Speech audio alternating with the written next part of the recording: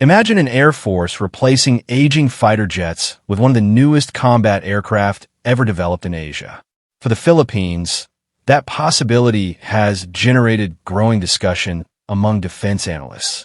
The South Korean-built KF-21 Boramae is being promoted as a modern multi-role fighter designed to bridge the gap between fourth-generation aircraft and more advanced stealth fighters. Although no final acquisition has been announced, speculation about the Philippines becoming one of the aircraft's first international operators has attracted attention across the Indo-Pacific. So why is the KF-21 creating so much interest? And what could it mean for the future of Philippine air defense? Let's break it down. When people think about national defense, they often picture warships protecting coastlines or soldiers guarding borders. But controlling the skies is equally important. Modern fighter aircraft allow a country to monitor its airspace, respond quickly to potential threats, escort friendly aircraft, and support military operations across land and sea. For an archipelagic nation like the Philippines, air power becomes even more valuable because military units are spread across thousands of islands. Aircraft can reach distant locations much faster than ships or ground vehicles, making them an essential part of both national defense and emergency response. As regional security challenges continue to evolve, maintaining a capable and modern air force has become an increasingly important priority. The KF-21 Boramae is South Korea's newest indigenous fighter aircraft, developed to provide advanced capabilities while remaining more affordable than many fifth-generation fighters. Its design combines modern radar systems, powerful engines, advanced avionics, and compatibility with a wide range of air-to-air and air-to-ground weapons. Rather than replacing every existing fighter immediately, aircraft like the KF-21 are intended to give air forces a flexible platform capable of handling interception, patrol, maritime security, and precision strike missions.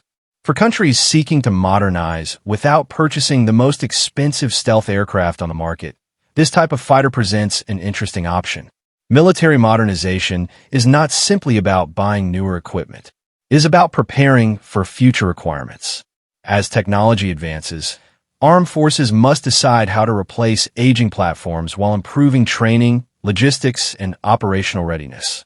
For the Philippine Air Force, future fighter aircraft will play an important role alongside radar systems, command and control networks, and other modernization projects already underway.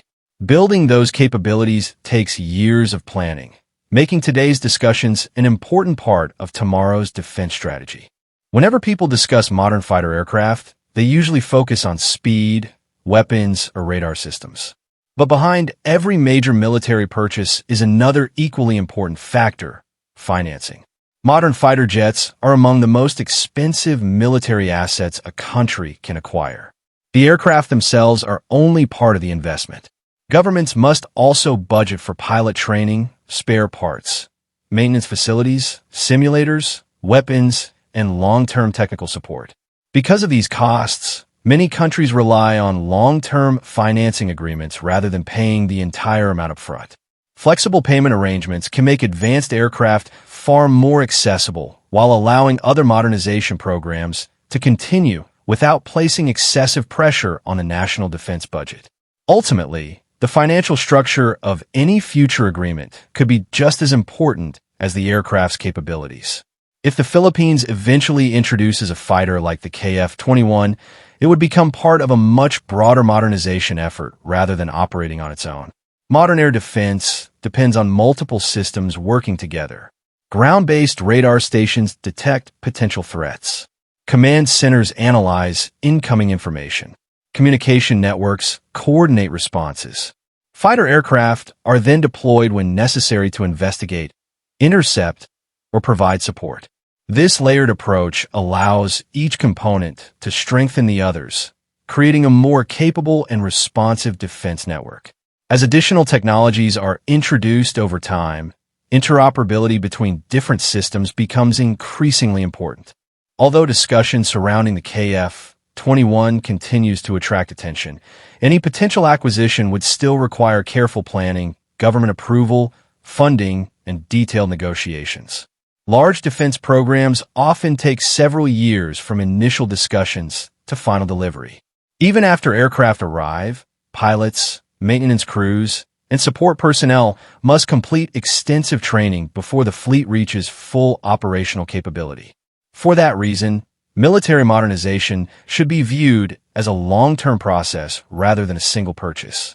Whether or not the Philippines eventually becomes an operator of the KF-21 remains uncertain.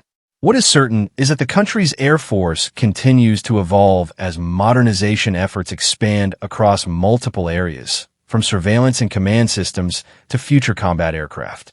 As regional security challenges continue to change, investing in advanced technology, well-trained personnel, and long-term planning will remain essential to building a capable and resilient defense force.